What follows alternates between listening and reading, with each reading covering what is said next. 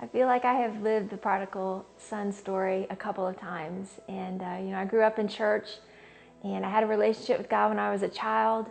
But then when I was 15, I started drinking and doing things that I really shouldn't be doing. That impacted my relationship with God, and I made a choice there. And then when I moved away to go to college, I started drinking more and more, and I wasn't going to church.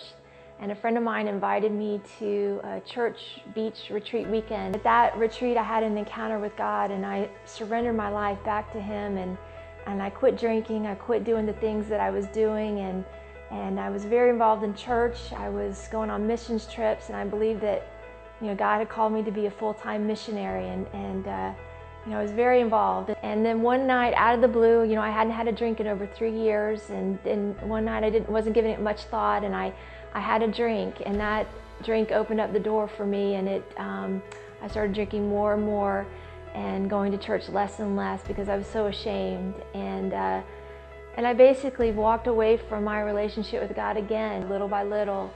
And I spent the next 15 years, a long time, I spent the next 15 years away from God and away from the church, and making decisions that I regret.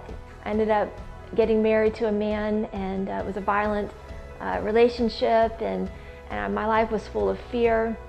I would have panic attacks, and it got to the point where I did not want to live anymore. I was suicidal, and I could not imagine living much longer, and I knew that God could help me, but I had felt that I had walked away from Him one too many times, and it was too late for me. But one night in desperation, I got on my knees and I cried out to Him, and I asked Him for help, and He heard that prayer, and I am so grateful.